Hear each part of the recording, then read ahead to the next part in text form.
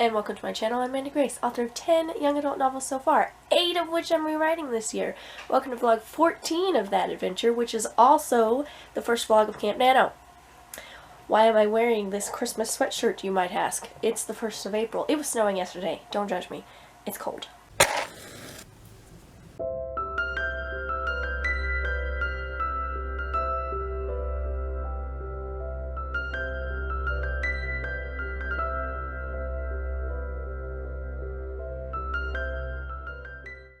First things first, we have to finish book 2, which I'm planning to do this weekend. That's the goal. And then we'll start with Dusty Things on Monday. So the fact that it is April and Camp Nano means several things. First of all, we have to say goodbye to the March section of the book launch planner, where I've been keeping track of rewrites, chapters, things, yada yada. We have to say goodbye to March and get April set up, so we're going to do that. Also, we get to pick a new candle for writing, because I've been finishing all my candles. And then I just got 12 new ones, so we're going to pick one. I have been burning one today, actually, but it's very close to the bottom. And starting to do the flickery, like, I don't think I can do it. So anyway, I'm just going to let that one finish doing its thing, but we're going to pick another one for when we write today. So, where do we want to dive in?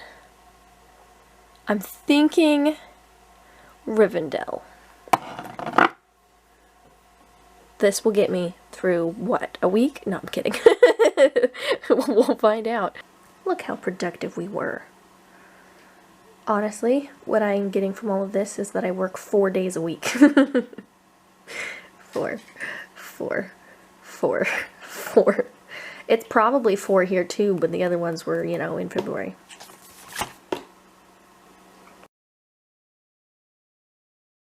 I don't know if I've explained on this vlog, so let's do it now. My writing group has a hedgehog theme, and a gathering of hedgies is called a prickle, so when we gather to write together, we call it a prickle. There you go. I am so close to the end of the book that I'm currently revising, which I didn't finish yesterday, which I was kind of sad about, and I'm going to like officially start Nano on Monday. So if I take the whole weekend to finish the book I'm currently working on, that's okay. Okay. We are at 122,000 words, because this book is never ending. 122,000. We still have 4,400-ish in the original document to go through. Basically what we have left in the original story plot events that happened, yada yada, is this woman named Faith comes to town. Really randomly, rather irrelevantly, just shows up at the end of the story, because that's how I rolled back in the day. Yesterday on a prickle, I was discussing the introduction of Friar Tuck and how I was going to make that relate to Much's story in the book, and then Hedgie Mama Anya was like, I love how when you're introducing these characters, you're making sure that it's relevant to the story you're actually telling. And I was like, this time around, not the last time. Nope, the original time I wrote these stories, I just like, have a new character for no reason whatsoever. Also, I'd like everyone to understand how mind blown I am by Ida. So, I don't think I've talked about her at all, even once, on the 14 rewrites vlogs that we have done. But one of the members of the gang is named Ida. The sequel series, Return to Sherwood, Return to Grace, that is Ida's story. Those books are written from the POVs of most of the gang. You hear from everyone, but the stories, it's Ida's story. It just is. Yeah, and I have fond memories of Ida from the original version as well, which is why when I wrote the sequel series, it was all about Ida. Because she's a very compelling person, and she has so much story, you know, there's a lot going on there. Maybe I should give her a book. She doesn't have one, other than the sequel series, but like, anyway, the point is, Ida felt like a big deal, and Ida herself thinks she's a big deal. Like, she waltzes into the gang as just like, let me tell everyone how to run their business. It's just how Ida is. So I have this nostalgia and understanding of Ida as just being integral to the gang, right? As I've been rewriting Lucy's Legend and Always in Shadow, I've realized that Ida doesn't come into the story until November of 1194. For reference, the beginning of the Robin Hood adventures. Let's see. The actual beginning. The crusade begins, Robin goes on the crusades, and then Marian and Lucy start their whole, like, Marian and Lucy thing. Is in 1189, I think? Something like that. There's like 5 years of story content that happens, and all of these characters are getting to know each other. The gang is formed. The gang is like 2 or 3 years old by the time Ida shows up, right? And then how long is Ida in the gang? Let's see. From November until June when the king comes home. This girl has 7 months. 7 months of this 5-year adventure. And somehow, in my brain, and in Ida's brain too, she is what holds the whole gang together. How is that possible? I don't know. Anyway, I don't know why I'm ranting about Ida right now. I was going to tell you about Faith. So Faith is a character who just shows up at the end of the story. Following Faith's introduction to the story, other major events are, let's see. Well, Mark tells Lucy that it's okay to fall in love with the person she's falling in love with, but that's not in Much's books, so that won't probably matter. Alan and Ida talk about Faith, but Much isn't Alan or Ida, so he's not in that scene. And the next thing is Robin Hood being caught, which is the finale. So, we have Faith showing up, and then the end. That's how irrelevant Faith is. Like, she shows up, nothing happens because of it, and then the story ends. She has a chapter named after her. A whole chapter. She doesn't do anything, she doesn't mean anything, but she has a chapter.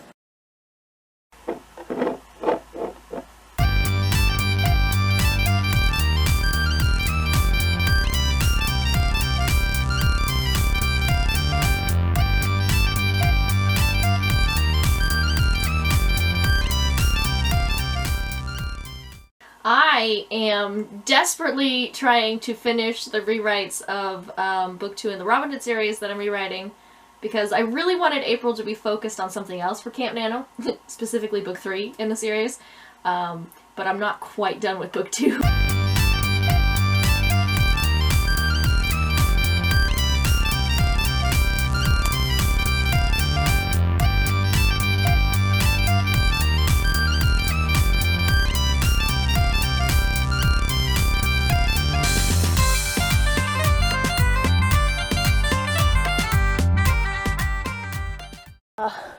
It's a little bit unfortunate, but I'm productive on Saturdays because there are people in the house, and y'all know how I feel about filming around people in the house. But if I'm not at the farm, I can't just like wander outside to film. Yeah, I had the bright idea to do that today, except it's a nice day and I live in a neighborhood, so everyone else was outside too. So I wandered past the houses, and now I'm like sitting in a ditch on the side of the road. This was a mistake. This was not a good idea. Anyway, here we are in a ditch. And yeah, I just, I really just wanted to say that I finished the rewrites for Always in Shadow this morning. And I've had about a 5-hour break, and now I've decided I can't wait to start on Monday with Dusty. We're starting now. That was literally all I needed to film. But I turned on the camera while I was still in the house and just stared at it silently for like 45 seconds before I was like, this is going to be a whole bunch of wasted footage because I'm not going to talk. So here we are in a ditch instead, which is so much better somehow. Anyway, the point is, we finished, which was very exciting. Not super satisfied with the last couple of chapters that I churned out this morning, but it's done, and we'll come back for more rewrites later in the year. And we're going to start on Dusty. Main thing about Dusty's story is that it's formatted, because all the stories are slightly different. Book 1, which was originally published as Lucy's Legend, and will be called something else when it's republished, jumps back and forth between old Lucy telling the story, and then you're in the story she's telling, and then you jump back to her telling the story, and then you're in the story. Book 2, the prologue and epilogue are old Lucy, and then everything in the middle is just Much's story. You're just in the story. Book 3 is, it's, what is the word I'm trying to use? I was going to say transcribed, but that's not it. Dusty, like, dictated her story to her husband, who wrote it down. But he also has, like, random interruptions in the story where he adds his own 2 cents. I haven't looked at how big the original document is, so Always in Shadow, the new version, ended at 129,000, I think. Obviously that's not the final because I have to go back for more edits in the future, but right now we're sitting at 129,000, so definitely doubled the 60. So whatever Dusty's story is, I'm just going to expect it to be twice as big. Twice as big plus 10, because the book 1 went from 42 to 91, and then this book I just finished went from 60 to 100 and almost 30, so I'm going to assume whatever size Dusty is, it's going to be double that plus at least 10. That's what we're going to guesstimate. I don't know. We're going to get into it. When we get to book 4, which is the next one, obviously, that I'm doing after book 3, I kind of have an idea for it to make it different, which then makes me think I should leave the differences between Dusty and book 2. But anyway, in book 4, I kind of want to have 3 parts, because Alan has a life, like there's an entire story with his childhood and his first marriage and like things. There's a whole story. And then there's the Crusades adventure, and then there's the Sherwood adventure, and I kind of want it to actually be set up as a part 1, part 2, like do a Save the Cat outline, not for the whole book as a whole, but 3 separate things. Anyway, I'm not to book 4 yet, so I don't know what that will look like. Excuse you, sir, don't be so loud. Yeah, I don't know, I'm rambling. I'm just gonna go back through the neighborhood awkwardly with my camera.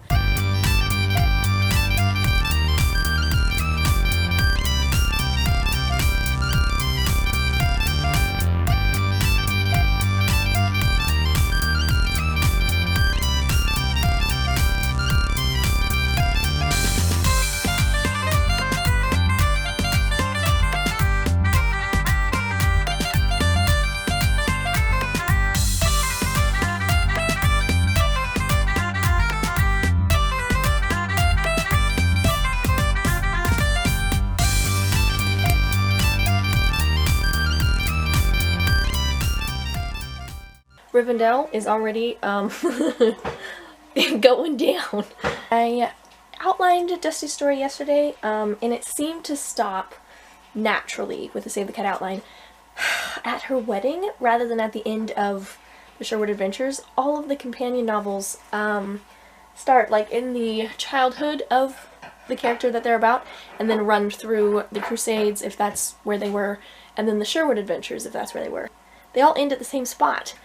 Much's story ended sooner this time around, and I thought it worked well, but his sooner end was like 2 weeks before the actual end of the Sherwood Adventures. Dusty's story is months before that, based on how I outlined it yesterday. I don't know if I want to keep it that way, so I guess I'm going to keep playing with that. Yeah, I don't know. I just don't know. In April, we're going to be rewriting book 3 in the Robin Hood series, so we're following a girl named Dusty, who is kind of the spiritual leader of the group. She's not in the original legend, she's a creation of my own. Her book is actually a journal that was kept by her husband, because she doesn't open up a lot, and so anytime she would share about her past or her history or whatever, he would write it down. And I really like that idea. I want to keep that idea, but it also lent the old version of the book to be very tell and not show. So I'm not sure how I want to play with that so that we're still getting more scenes that are in the original, because the original is very much just like Will is writing about his wife, which is sweet, but like I don't know that that's going to be super interesting. So yeah, I don't know. I was outlining yesterday, and the way the outline just like naturally fit into Save the Cat stopped the story at their wedding. So it started when she was a kid and then like moved through her big events and traumas that she shared with Will, and then it just stopped at their wedding. But that's like in the middle of the Sherwood shenanigans, and originally I had each of the companion novels like finish the Sherwood arc. So I don't know what I'm gonna do, because this book I think is telling me it doesn't want to do that, and I don't know how I feel about that. But anyway, I'm ignoring the end for now. I'm going to be working on the beginning and trying to decide how I want to balance the like journal aspect versus actually having scenes. I don't know. We're gonna dive into it and see what happens. Okay, it's April 4th now, third day of writing with this candle, I believe. There's so much wax left in here, but the wick just petered out and was like, I give up. So the candle disaster aside, I was watching my earliest YouTube videos last night because I was trying to find any Dusty vlogs, since I'm working on Dusty now, and I thought I wrote Dusty after I got my YouTube channel, which might be true, but there were not any writing vlogs specifically until after that. The first real writing vlog situation happened in 2017 in November for my first Nano, which was Return to Sherwood over here, which is the sequel Robin Hood series. So no, I did not find any relevant, like, Dusty anything. Also, my popcorn is getting loud, which is unfortunate. So anyway, but I found out something really bizarre about myself, which I did not remember. Apparently I liked writing in the dark. For clarification, I like writing in the dark for some reason. Not like fully dark, but I definitely don't leave the light on when I'm writing. So I'm gonna turn it off. So if the lighting sucks, that's why. So yeah, apparently I wrote in the dark. This is kind of funny that I'm talking about this now, because right now the lights are off in here. Let me just fix that.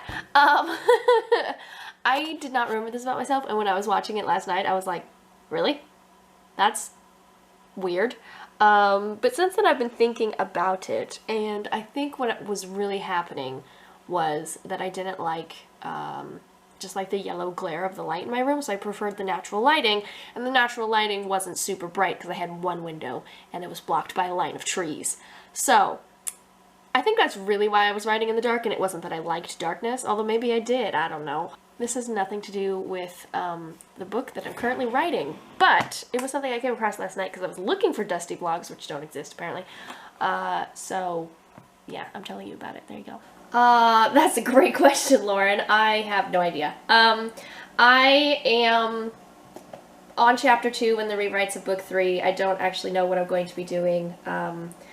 The town where my character lives was attacked and her whole family just died, so I might be diving into that. But she's also like, the last thing I wrote yesterday was she chopped off all her hair and is trying to pretend to be a boy to survive. So I don't know, I'll be playing with that. That's where we're at. I'm in chapter 2 of the new document. We have successfully chopped off our hair, pretending we're a boy. We've joined the enemy army. That's where we're at. I'm trying to make it more, A, accurate to history, and B, I guess more respectful this time around. When I originally wrote the Robin Hood series, I was young and naive, first of all, and second, I really did not know a whole lot about the Crusades. So, you know, I definitely wrote them from a, like, yay Crusades sort of, perspective, which is unfortunate. So, yeah, I'm trying to balance the plot, events, journey that my characters go on, since I'm not, like, rewriting that aspect of these books, with, like, I don't know. It's just a more respectful attitude to what was happening and what was wrong with what was happening. I don't know how to, I guess explain this well, because it's all still very vague and kind of abstract in my mind. And the town that I chose for her to live in years ago when I originally wrote this book is a town that was founded by Crusaders from the First and Second Crusade. So there's definitely European and like Roman Catholic Church influence there. Actually, funnily enough, in doing my research yesterday, I realized that most of the Christian population there was actually the Orthodox Church, but they weren't like connected to any larger things. So the nearest like higher up church person happened to be from the Catholic Church, so they sort of like took them under their wing, I guess. I don't know. Anyway, it's all very complicated because I grew up non-denominational. I don't understand any of this, but anyway. So yeah, I just found that fascinating. But anyway, the point is, she grew up around Europeans and Christianity and that sort of thing, but also Jews and Muslims, because she's in Palestine, and that's just the way it is. I didn't even know that Saladin's name wasn't that until this time around. When I was writing Much's story, I was doing research on the Crusades and realized that wasn't his name. That's what Europeans called him because, probably because they couldn't say his name. I am going to butcher this because I butchered names. Al-Nasir Salah al-Din? Yusuf. Something. I don't really know what the last part is. Not that I knew what the parts that I just said are either. I can see where the shortening in the middle there to the Saladin name is. But anyway, yeah, I'm learning all sorts of things this time around because I'm doing, I guess, more in-depth research, but also just like paying attention to the not European side of things. I don't know. I don't want to approach this with a, like, cartoonish bad guy villain. I feel like that's what I've been trying to get at in this entire rant. So in the original version, when Saladin, like, destroys Dusty's town, and then she's, like, living with the Saracen army in order to survive, basically. Like, I feel like I portrayed them as cartoony villains, and they're not. They were people.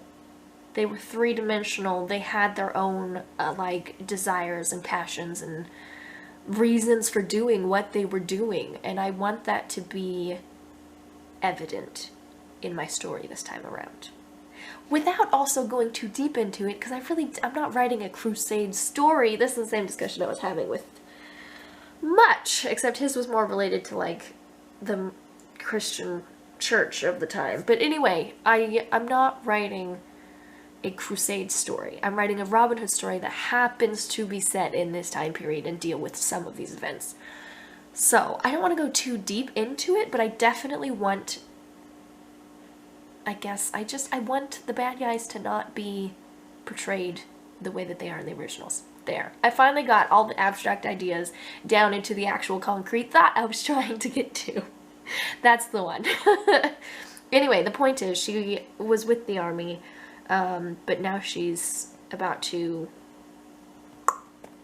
dip out and go join the Crusades, the other side of this battle. So, we'll see how that goes. It's only Monday, but I'm going to, I think, call it for this video, because I edited the clips together last night and it was almost 20 minutes, and now I've been ranting at the camera. I don't know how much of that ranting I'm going to use, but I've been ranting at the camera. So I think this is long enough for a vlog, even though it's only Monday. The problem with this is two things. One, that means I'm adding another vlog, right? If this week is going to make 2 vlogs, that we're just adding another one. The second problem is, I don't have space to add another one. I'm already, as it stands right now, I'm already going to be a week behind. So like, this is the first week of camp. So you would think my first week of camp vlog would come out, you know, at the end of the first week of camp. No, it's not. What's coming out at the end of the first week of camp is the last 4 days of March vlog. So I'm already like 1 behind, and if I split this in half, then I'm gonna be 2 behind. And I am doing Thursday videos in April, so usually I upload on Tuesdays and Saturdays.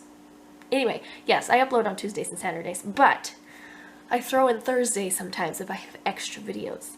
And I've already planned out my Thursday videos for this month because that's how many I am already ahead. And now I'm about to add an extra video. I'm just apologizing, okay? This is me saying I'm sorry, but there's going to be a lot of videos in April.